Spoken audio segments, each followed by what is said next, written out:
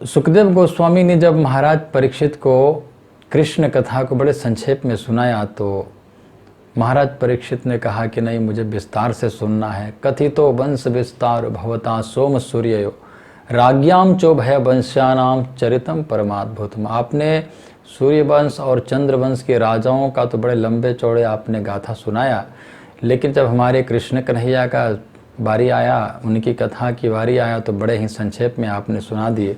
मैं विस्तार से सुनना है। यदोश्च धर्मशीलस्य नितराम मुनिसत्तम तत्रांशेन अवतीर्णस्य विष्णुर्वीर्याणि संसिनः। यदुकुल में भगवान कृष्ण अपने अंश सहित बलराम जी के सहित अपने अंश बलराम जी के सहित कैसे अवतार लिए और कौन कौन सी लीलाएं की, आप हमें विस्तार से सुनाइए। क्योंकि निवृत्त तरशे रूपगीयमाना भवौषधा श्रोत्र मनोभिरामात्। इस संसार में यदि भवरोग से मुक्त होना है तो भवरोग के लिए सबसे अच्छा दवा है कृष्ण कथा, भगवान का कथा। तो इसलिए आप हमें यह कृष्ण कथा रूपी यह औषधि पिलाइए ताकि हमारी भवरोग नष्ट हो जाए। बड़ा ही सुंदर प्रश्न किए हैं और कहते हैं कि ये बताइए कि रोहिण्यास्तनय प्रोक्तो राम संकर्षणस्त्वया देवक्या गर्भ संबंधो कुतो देहांतरम बिना। रोहिण्यास्तनय प्रोक्तो राम संकर्षणस्त्वया, बलराम जी का माता देवकी माता को भी बताते हैं कि बलराम जी का माँ है और रोहिणी माता को भी बलराम जी का माँ बताते हैं। तो ये कैसे एक व्यक्ति का दो माँ कैसे हो सकते हैं? कैसे एक व्यक्ति दो माँ के गर्भ से जन्म ले सकता है? आप हमें इसको बताइए कि बलराम जी का दो माँ के गर्भ से कैसे प्राकट्य हुआ, कृपया हमें विस्तार से बताइए। करना नई सहति दुस्साह छन्माम त्यक्तोदम बाधते पिबंतम त्वान मुखाम्बुजम च्युतम हरि कथामृतम। आपकी ये जो कथा है, यह अमृत कथा रूपी अमृत जो पान करने को मिल रहा है, इसको आप रोकिए मत। मुझे कुछ भी खाना पीना नहीं है, बस कथा सुनना है। आप हमें विस्तार से कथा बस सुनाइए, कृष्ण कथा सुनाइए। तब बहुत प्रसन्न हो गए सुखदेव गोस्वामी और सुखदेव गोस्वामी ने कहा, वक्तारम परीक्षकम श्रोत्रिम तत्पाद सलिलम यथा।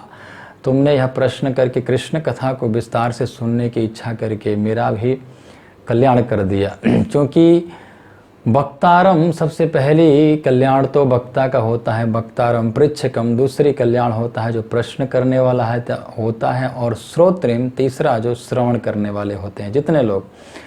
तो जैसे एक शालिग्राम जी को अभिषेक करने वाले एक पुजारी और जो उसका कल्याण, पुजारी का कल्याण, और जो उस चरणामृत को बांटता है उसका कल्याण, और जितने लोग उस चरणामृत को पान करते हैं उन सबका कल्याण। उसी तरह जो प्रवक्ता है उसका कल्याण होता ही है, जो प्रश्न करता है उसका भी कल्याण हो जाता है, और जितने लोग बैठकर सुनते हैं उन सबका कल्याण होता है।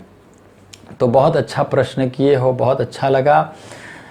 देखो, जब पृथ्वी माता बहुत ज़्यादा पृथ्वी माता को भार लगने लगा था तो पृथ्वी माता देवताओं के पास गई और गौ रूप धारण करके, और देवता सभी ब्रह्मा जी के पास पृथ्वी माता को साथ में लेकर ब्रह्मा जी के पास गए। ब्रह्मा जी और सभी देवता और पृथ्वी माता मिल करके क्षीर सागर के तट पर गए और प्रार्थना करने लगे। ब्रह्मा जी के हृदय में आदेश हुआ। ब्रह्मा जी ने कहा, सुनो सुनो, आदेश हो गया है। क्या? तो ब्रह्मा जी कहते, वसुदेव गृहे साक्षात भगवान पुरुषः परः जनिष्यते तत्प्रयार्थम संभवन्तु सुरस्त्रियः। बहुत ही जल्द भगवान वसुदेव जी के गृहिणी उनकी पत्नी के गर्भ से भगवान का अवतार होने वाला है, और तुम लोग सभी जाओ।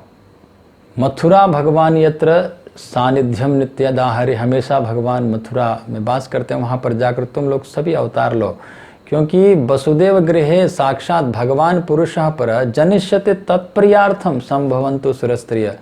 और हे देवताओं, तुम लोग सभी मथुरा में जाकर के अवतार लो, जन्म लो, और ये जो देवियां हैं ये भी जाकर के जन्म लो ब्रज में, क्योंकि भगवान अकेले नहीं आ रहे हैं, उनकी प्रिया राधा रानी भी आ रही है, इसीलिए आप सभी जाकर के अवतार लीजिए।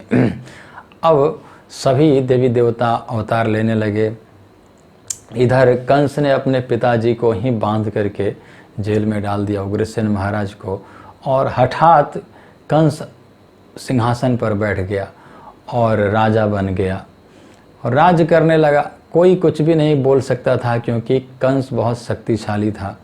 अब एक दिन कंस का दृष्टि उसकी चचेरी बहन देवकी पर पड़ा, तो कंस ने सोचा कि देवकी का विवाह कर देना चाहिए, इसका उम्र हो गया है।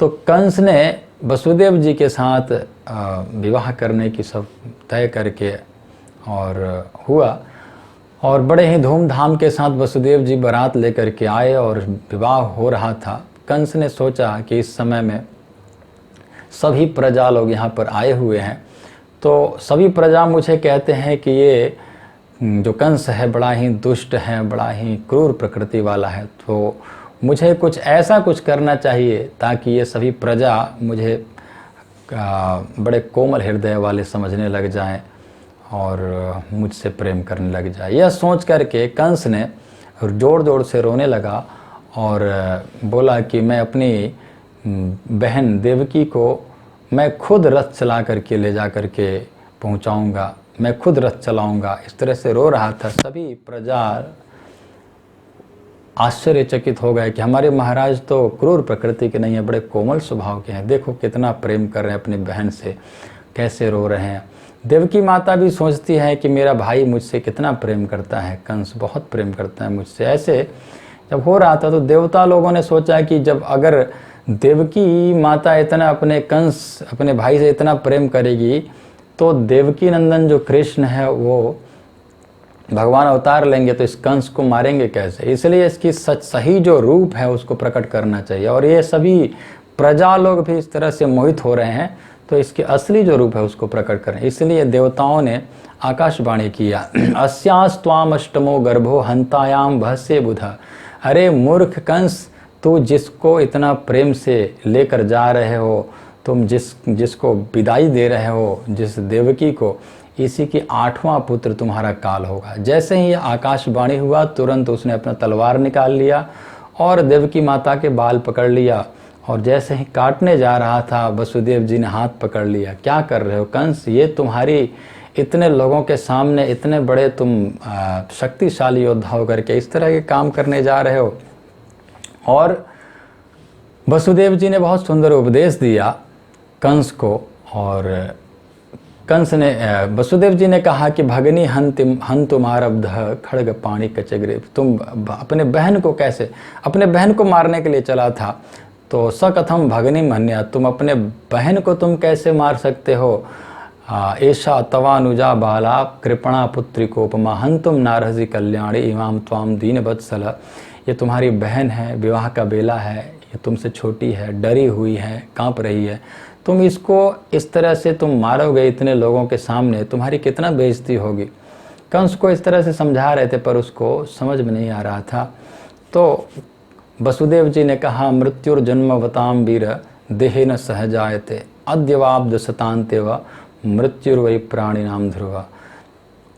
वसुदेव जी ने कहा कि जिसने जन्म लिया उसके मृत्यु निश्चित है। जात से ही ध्रुव मृत्यु ध्रुवम जन्म मृतस्य च तस्माद परिहार्यर्थे न तुम सोचितो मर। जिसका जन्म लिया है, जो जन्म लिया उसका मृत्यु निश्चित है और मृत्यु के बाद पुनर्जन्म भी।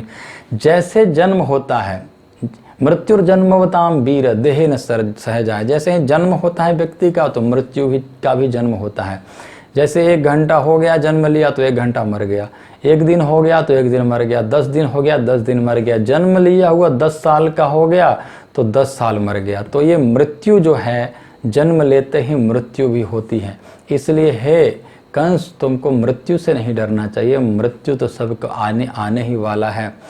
पर कंस ने कहा कि तुम ज़्यादा मुझे लेक्चर मत दो, तुम मुझे बताओ, तुम कुछ और बोलो। तो वसुदेव जी ने समझ गए कि कुछ ये मानने वाला नहीं है। वसुदेव जी ने कहा ठीक है, तुमको अगर 8वां पुत्र से डर है तो तुम्हें मैं अपने सभी पुत्र तुमको दे दूंगा, जन्म लेते ही मैं तुम्हें लिया कर दूंगा। पुत्रान समर वैशेष्यात यतस्ते भयमुत्थम, जैसे ही जन्म होगा मैं लिया करके दे दिया करूंगा। तब कंस ने कहा हाँ ये ठीक है, और तुरंत ले जा करके जेल में डाला। और जैसे ही पहला बच्चा जन्म हुआ तो वसुदेव जी ने कंस को ले आकर के दिया कि लो, मारना है मारो, चाहे जो कुछ भी पालना हो पालो। कंस बहुत खुश हो गया कि तुम अपने वचन के पक्के हो वसुदेव। जाओ, मुझे इससे कोई डर नहीं है, 8वां पुत्र से मुझे डर है। ले करके वसुदेव जी जा रहे थे, अभी जेल तक नहीं पहुँचे थे, तब तक नारद जी कमल का पुष्प घुमाते हुए आए और कंस से कहा कि अरे कंस, तुम सोचो, एक कमल का पुष्प देखो, ये 8 पंखुड़ियों वाली ये जो कमल का पुष्प है, यहाँ से गिनती करोगे तो यहाँ से भी 1 2 3 4 5 6 7 8 हो जाता है। अगर यहाँ से गिनती करोगे तो यहाँ से भी यहाँ आकर 8 होगा, यहाँ से गिनती करोगे तो भी यहाँ आकर 8 होगा, कहीं से भी 8वां हो सकता है, 8वां कहीं से भी हो सकता है। कंस ने कहा हाँ गुरु जी, अब समझ में आ गया। और कंस ने तुरंत उस बालक वसुदेव जी को कहा कि उस बालक को लेकर आओ और उठा करके पटका। इस तरह से 6 पुत्रों को हत्या किया कंस ने। 7वां, अब बलराम जी आए देवकी माता के गर्भ में। देवकी माता का जो मुख था एकदम खिल उठा और भय सब खत्म हो गया, क्योंकि बलराम जी आए हैं। बलराम जी जब गर्भ में आए तो देवकी माता का चेहरा खिल उठा और सारा भय, जो जितना चिंताएं थी, सब खत्म हो गया और भय भी खत्म हो गया। कंस ने देखकर समझ गया कि अब हो सकता है यही 8वां है क्या, 7वां कह करके 8वां कह करके 7वां में आ गया क्या विष्णु, क्योंकि इसका चेहरा से समझ में आ रहा है कि ये साक्षात भगवान आ गए। क्योंकि दाऊ जी, बलराम जी आने का मतलब है कि व्यक्ति जीवन में आनंद को प्रदान करना। और देवकी माता, भगवान ने अपने गोलोक वृंदावन धाम में योग माया को बुलाया और योग माया से कहा कि जाओ, जा कर के जो देवकी माता के गर्भ में जो शेष, अनंत शेष भगवान जो विराजमान है, उनको लेकर के रोहिणी माता के गर्भ में स्थापित करो। गच्छ देवी ब्रजम भद्रे गोप गोभीर अलंकृतम रोहिणी वसुदेवस्य भार्यास्ते नंद गोकुले। हे देवी, तुम जाओ और रोहिणी, जो देवकी माता के गर्भ में जो बालक अनंत शेष भगवान जो पल रहे हैं, उनको रोहिणी माता के गर्भ में स्थानांतरित करो और तुम यशोदा की बेटी के रूप में जन्म लो और मैं रोहिणी देवकी माता के 8वां पुत्र के रूप में जन्म लूँगा। और सारी बात उन्होंने समझाया। और यदि इतना तुम करोगी तो मैं तुम्हें आशीर्वाद देता हूँ, मैं तुम्हें वरदान देता हूँ कि संसार के लोग तुम्हारी पूजा करेंगे और अनेकों नामों से मैं तुम्हें अभी नाम देता हूँ। भगवान ने 14 नाम देवी माता का, योग माया का नाम 14 नाम वहीं पर दिया।